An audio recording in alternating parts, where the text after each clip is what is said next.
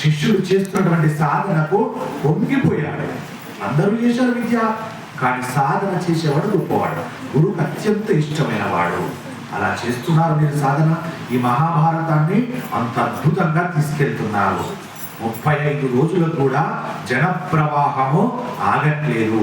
ఇంతమంది జనాలు వస్తున్నారంటే మీ యొక్క భక్తి, మీ నిష్ఠ, మహాభారతాన్ని గడప గడపకు చేర్చబడుతున్నటువంటి సేవకులు, వారు అత్యంత ఇష్టం పరమేశ్వరుడికి.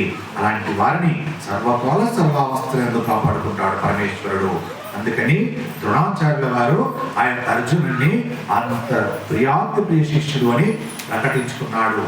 ఇక్కడ చిత్ర విచిత్రమైనటువంటి బంగారు కాంతులతో విలసిల్లేటువంటి బంగారు కవచం ఒక దానిని తొడుక్కొని ఎత్తైన ధనస్సును చేతితో పట్టుకొని నల్లటి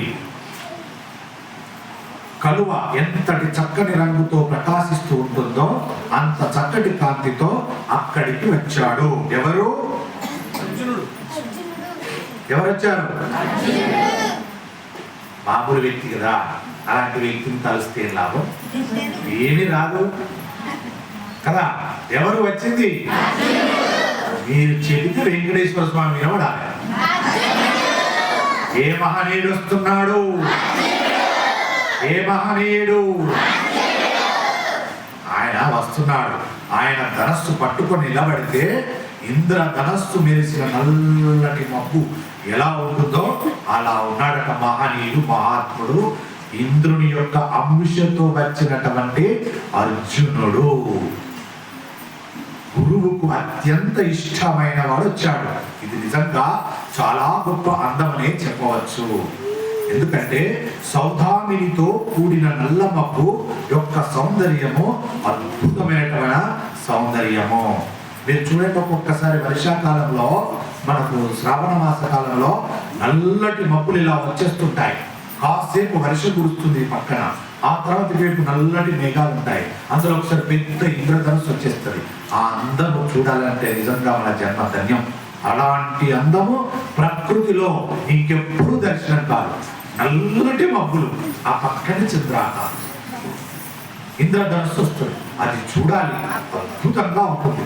అంటే ఇక్కడ అర్జున్ యొక్క తేజస్సు, ఆయన ముఖ వర్చస్సు, తేజస్సు ఏమో అంత ఇంద్రధనుస్సులా ఉన్నది. ఆయన ఎలా ఉన్నాడు? నల్లని మబ్బు ఎలా ఉంటుందో అలా ఉన్నాడట మహానుభావుడు అర్జునుడు. అలాంటి గొప్ప అర్జునుడు వచ్చాడు. ఆయన వచ్చిన తర్వాత నిలబడితే ఎలా కనబడుతున్నాడయ్యా అంటే మెరిసిన నల్ల మబ్బు ఎలా ఉంటుందో అలా ఉన్నాడు. అది నిజంగా చాలా గొప్ప అందం. ఆ అందాన్ని, ఆ సౌందర్యాన్ని అద్భుతంగా వివరించారు. ఆయన ధనస్సు పట్టుకొని నిలబడితే నల్లటి మబ్బు మధ్యలో మెరిసిన మెరుపు తీగ ఎలా ఉంటుందో ఆయన పట్టుకున్న ధనస్సు అలా ఉండిపోయిందట. ఆయన ధనస్సులా మెరుపుతో మెరిసిపోయింది. అలా ఉన్నాడు. అక్కడ ఉన్న వాళ్ళందరూ ఏమి అర్జునుడు, ఏమి అర్జునుడు, ఏమి అందము, ఏమి తేజస్సు, ఆహాహాహా, వచ్చాడయ్యా సూర్య తేజము, వచ్చిందయ్యా సూర్య తేజమని ఆయనను పలు పలు విధాలుగా కీర్తించుకుంటున్నారట. అంత అద్భుతంగా మెరిసిపోతున్నాడు. ఎవరు? ఎవరు? ఎవరు? వాళ్ళందరూ అనుకొని ఒక్కొక్కరైతే ఆ తేజస్సును చూసి కళ్ళు తిరిగి కింద పడిపోతున్నారట. అంత అద్భుతమైనటువంటి తేజస్సు మహానాత్ముంది. శూరుడు, వీరుడు అర్జునుడి యొక్క తేజస్సు కాబట్టి అందరూ అలా తెల్లబోయి చూస్తున్నారు. సాముద్రికములో రామచంద్రమూర్తికి అర్జునుడికి గొప్ప విశేషం ఉంది. వాళ్ళ చేతులు మిక్కిలి పొడవైన చేతులు. ఆ చేతులతో ధనస్సును పట్టుకుంటే అదొక గొప్ప అందం. అర్జునుడు వచ్చి అక్కడ నిలబడ్డాడు. ప్రజలందరూ అర్జునుడు చూసి అనుకుంటున్నారు, అర్జునుడు అప్పటికి ఎలా ఉన్నాడు? నవ యవ్వనంలో ఉన్నాడు, మంచి బలిష్టంగా ఉన్నాడు.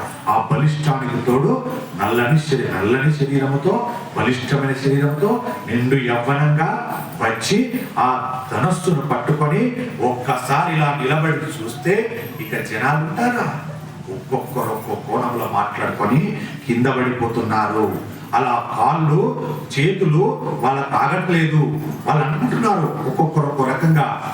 అగో చూడు, ఆ అర్జునుడు నిలబడ్డాడు చూసావా, అర్జునుడి చేతులు చూడు ఎంత పొడుగున్నాయో, ఆ చేతులు పెట్టుకున్న ధనస్సు చూడు ఎంత అద్భుతంగా ఉందో, ఆ ధనస్సు కట్టినటువంటి దానికి దారం కట్టారే ఆ వింటినారు ఎంత అద్భుతంగా ఉందో అని ఒక్కొక్కరు ఒక్కొక్క కోణంలో అర్జునుడిని ఆపాదమస్తకము నుండి కూడా పోల్చుకుంటున్నారు.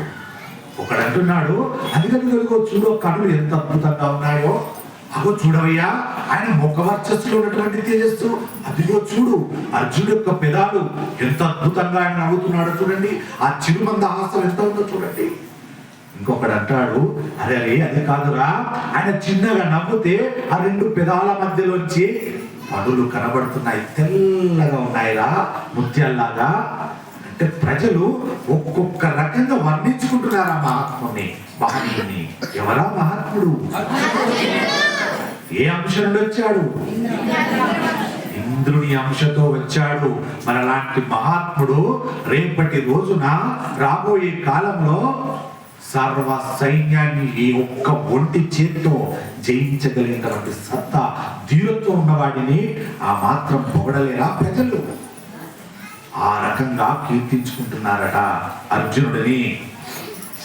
చూడయ్యా, ఆ చేతులు ఉన్నందుకు వీడు ధన్యుడయ్యా, మనందరిని రక్షించగలడయ్యా, ఇంత గొప్ప బాహువులతో ఉన్నాడుగా, మనము సంతోషంగా ఉండవచ్చుక. ఏ శత్రురాజుతో ఏ మృగాలతో మనకు ఇక ఇబ్బంది లేదు. ఇతని నీడలో ఉన్నాం, ఇతని పంచలో ఉన్నాం, మనకి ఇంకా ఇబ్బంది లేదు అని ప్రజలు ఒక్కొక్కరొక్కరు అలా ఇంకా అనుకుంటున్నారు. ఆ చేతులతో బాణాలు వేసి ధర్మ విరుద్ధమైనటువంటి వారిని నిగ్రహించి శిక్షించి దారుణమైన వారిని రక్ష చేస్తాడయ్యా, ధార్మికమైన వారిని రక్ష చేస్తాడయ్యా. అలాంటి మహానీయుడి యొక్క తేజస్సులో ఉన్నామా? ప్రజలకు ఎంత ధైర్యం వచ్చేసిందో చూడండి, అంత ధైర్యం